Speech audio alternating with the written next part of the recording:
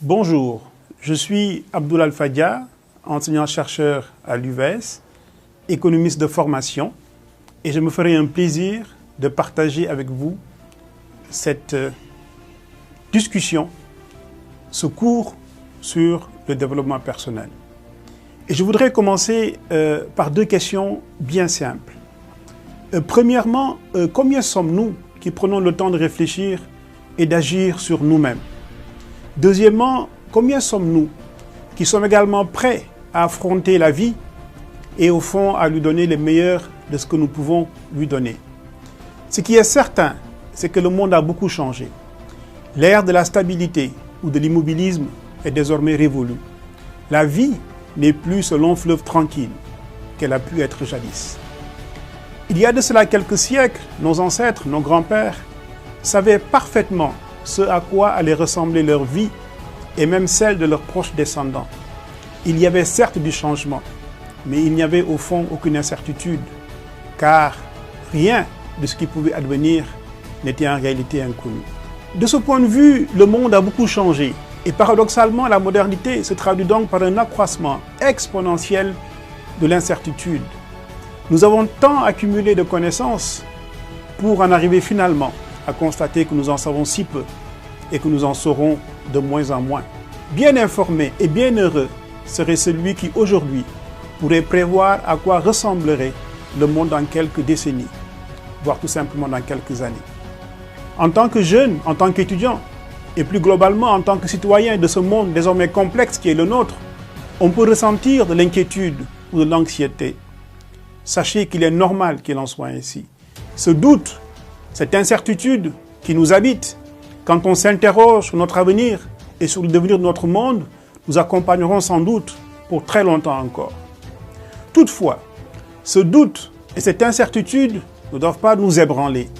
Et pour cela, il est important que chacun d'entre nous apprenne des grands hommes dont on parlera beaucoup pendant ce cours.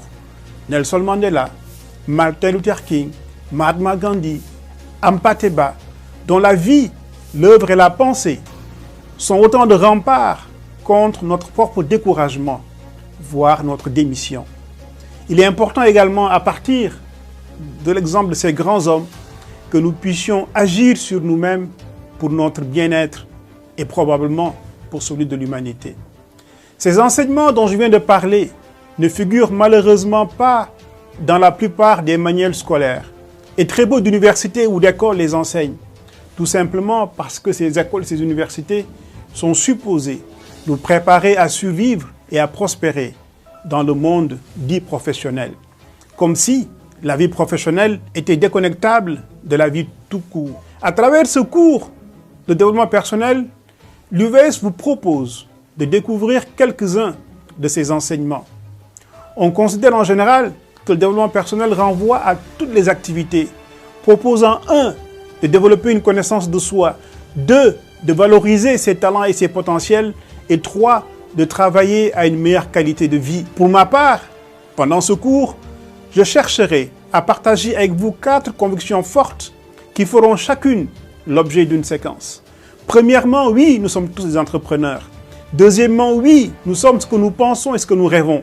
Troisièmement, oui, nous pouvons et nous devons tous être des hommes d'action.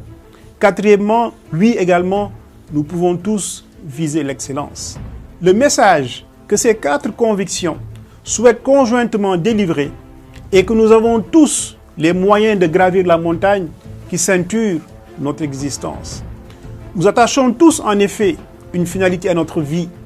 Nous donnons à cette finalité des mots différents: bonheur, réussite, succès, paix intérieure. Consciemment ou inconsciemment, nous poursuivons cette finalité à chaque moment de notre existence, à chaque étape de notre vie. Qu'est-ce qui explique que certains atteignent cette finalité et d'autres non? Ce n'est ni une question de miracle, ni une question de chance. Chaque chose sur cette terre se produit pour une raison bonne ou mauvaise, positive ou négative. Si vous tenez une pierre et que vous la lâchez, elle va tomber. Si l'eau devient suffisamment froide, elle va geler. Si vous chauffez à l'excès un papier, il prendra feu. Ce sont des lois de la nature. Quand on les connaît, on peut expliquer et prévoir certains phénomènes de notre monde. Et plus on comprend ces lois, mieux on maîtrise notre monde et moins certaines choses deviennent des mystères. Telle cause produit tel effet. Il y a aussi des lois qui déterminent le succès, le bonheur, la réussite, la paix intérieure. Des lois qui expliquent pourquoi certaines personnes réussissent pendant que d'autres échouent. Si vous apprenez à comprendre ces lois et à vivre en harmonie avec elles, vous augmenterez vos chances de connaître le succès. Vous jouerez gagnant dans ce jeu qu'est la vie. Une fois que ces lois sont bien apprises, sont bien comprises et sont appliquées par une personne, quel que soit son sexe, sa race, son âge, elle augmente ses probabilités de rencontrer le succès, le bonheur, la réussite, la paix intérieure. Loin de nous l'idée selon laquelle les lois de la vie sont assimilables en tout point aux lois de la nature. La vie est aussi mystère et de ce fait, elle échappe à tout ce qu'une loi, quelle qu'elle soit, pourrait capter.